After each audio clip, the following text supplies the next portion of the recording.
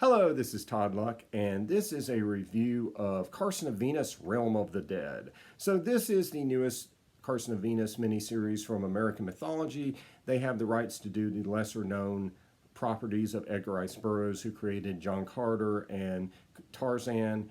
And so this is actually one of two Carson of Venus miniseries that's out right now, the other one being Carson of Venus, Eye of Amtor, and you can look up my review of that if you want to see it.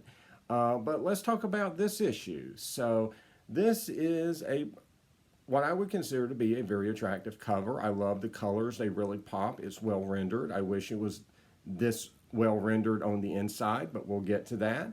The only thing is I don't think it's going to sell the uninitiated. I mean, basically, if you're looking at it on the shelf, you're basically just going to see Carson right here. We got a Army of the Dead down here, but they're kind of relegated to the corners and are a little harder to make out. So you're basically just seeing Carson, and I don't think that's going to be enough to sell someone who isn't familiar with the source material. But that being said, I do think it's an attractive cover. I always wish for painted covers on stuff like this, but you can't always get it. As far as the interior artwork, though, it varies. There is some decent storytelling here, and sometimes it looks nice, like in the shadows here. This is actually, quite a nice look. But unfortunately, when we get to scenes where he's not in shadow, it gets cruder and less consistent, and the artistic oomph just isn't here that's needed in a story like this. And so the story is very simple. So Princess Douari has been kidnapped by a villain who can reanimate dead people, hence the name Realm of the Dead. And so Carson is going through the jungles of Venus, trying to get to her, and he encounters monsters. He encounters actually one of the dead men. And so if you ever want to see a hero on Venus talking to a zombie, this is your comic. It's very simple, and it's also very, very similar to the recent miniseries that they've been putting out with the other characters, Moon Maid, Catacombs of the Moon, Pellucidar, Wings of Death.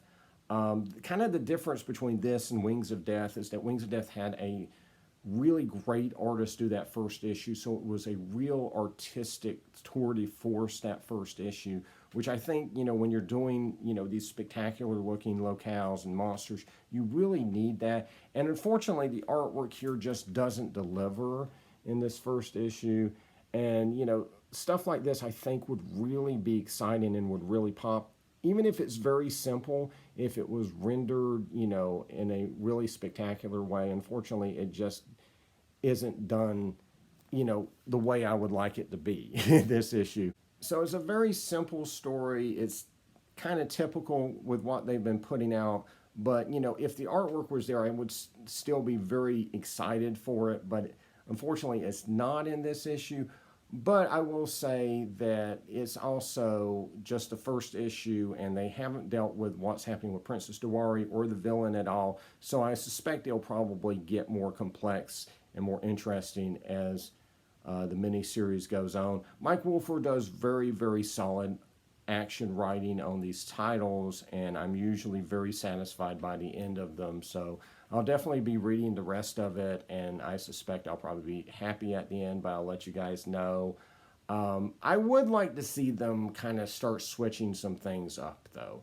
They do these great action vignette stories, these 3 issues that capture, kind of the tension and the action of those Burroughs novels, but they don't do any of the world building that Burroughs was known for, where you would be introduced to a new civilization in every story, and it would have its own religion and its own geography and culture and politics and history and all this stuff. And you haven't really gotten that a whole lot in these miniseries. Eye of Amtor does try to establish a civilization in theirs. It's not the most interesting city we've seen in a Burroughs-inspired work, but at least they try to create, kind of this new city that, Carson visits.